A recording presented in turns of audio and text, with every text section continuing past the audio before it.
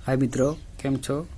मित्रों, आ एक आज हूँ थोड़ो मारा संबंध में मारा मासा ने घरे आवे तो एक थोड़ी इमोशनल जी बात थोड़ी मने लागी कि तभी एक स्त्री महत्व क्यारे समझे तमने एक स्त्री शू छे, स्त्री शू एक स्त्री खरेखर जे रियलिटी है ने ए तमने थोड़ा आज मने लाग्યું तो तमने देखाड़ू कि एक स्त्री वगर घर एकदम शमशान घाट है।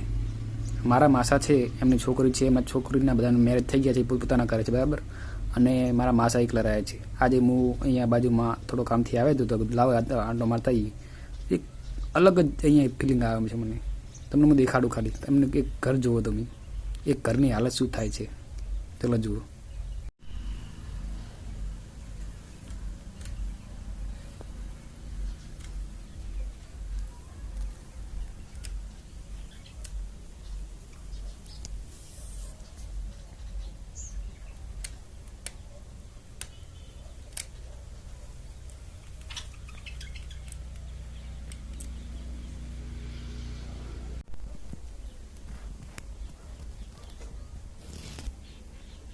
हाँ मित्रों, एवं पछी जो मित्रों पाछुं एवं पण नथी। आमने जमीन जागीरी बधुं ज छे बराबर, पण शुं करवानुं जमीन जागीरी? तमारा फेमिली ज ना होय तो शुं कामनी? तमे जुओ खाली एमना खेतर जुओ, बधुं तमने हुं देखाडुं। मने थोडुं आज एवुं लाग्युं कि चलो विडियो बनावुं એટલે બનાવી દીધો છે આજે સ્પેશિયલ તમને દેખાડવા માટે કે સ્ત્રીનું વેલ્યુ શું હોય છે। પછી એ મા હોય કે તમારી પત્ની હોય કે તમારી બેન હોય, ગમે તે હોય, પણ એક ઘરમાં એક સ્ત્રી હોવી જરૂરી છે। જો મિત્રો આ પાછળથી એમનું ઘરનો વ્યૂ દેખાડું છું તમને। जो आ खेतर देखाय छे, सामे गल्लो छे ने ए पण पोते आखो दिवस गल्लामां बेसीने मतलब एमनुं गुजरान चलावे छे। आज एमनुं खेतर छे आखुं। मारा मासाने छोकरा नथी तो छोकरीओ छे। कोण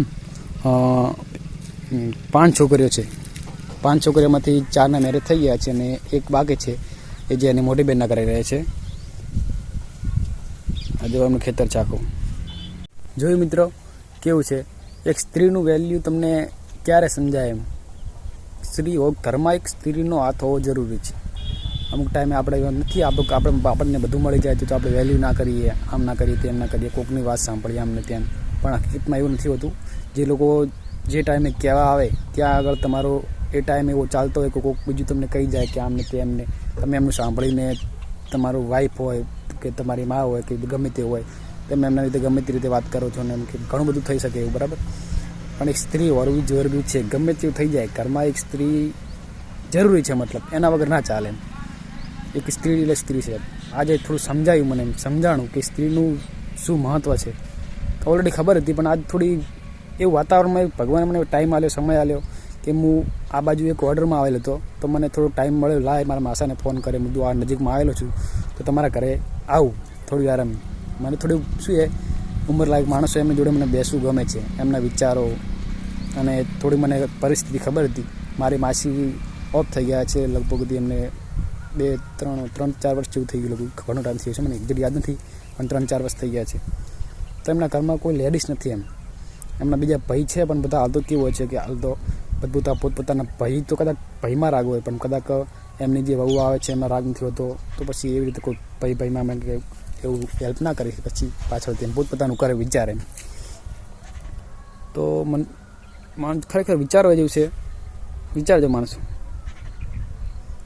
મને થોડું લાગ્યું, તમને પણ જો આવું લાગે તો વિડીયો બનાવીને શેર કરી શકો છો।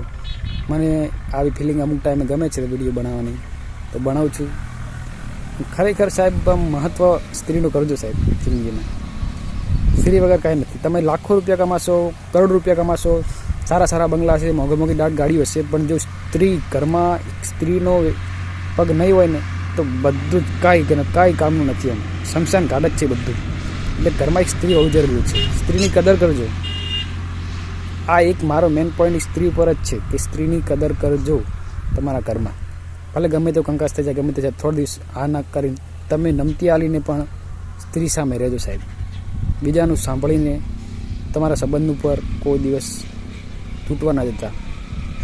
સ્ત્રી છે સાહેબ।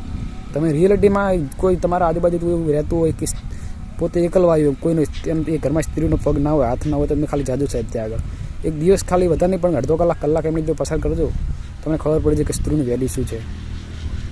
મને સાહેબ આ દુઃખ લાગ્યું બહુ અંદરથી આમ કહેવાય કે એક થોડી ફિલિંગ એવી રડવાની આવે છે કે મારા માસી હોત આજે, તો આમ ખરેખર આજ હું આવ્યો ને તો મને મારા માસી હોત ને તો સાહેબ એ બહુ પ્રેમાળ સ્વભાવના હતા, અને આજ થોડી એમની યાદ આવે છે કે માસી હોત તો સારું હતું.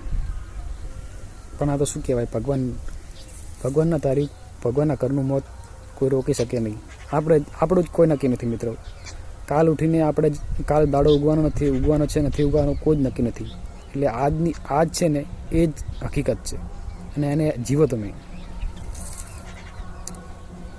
ચલો મિત્રો, બહુ સારું લાગ્યું. હવે વધારે વિડીયો બનાવી શકું તેમ નથી, મને આંખમાંથી આંસુ આવી જશે.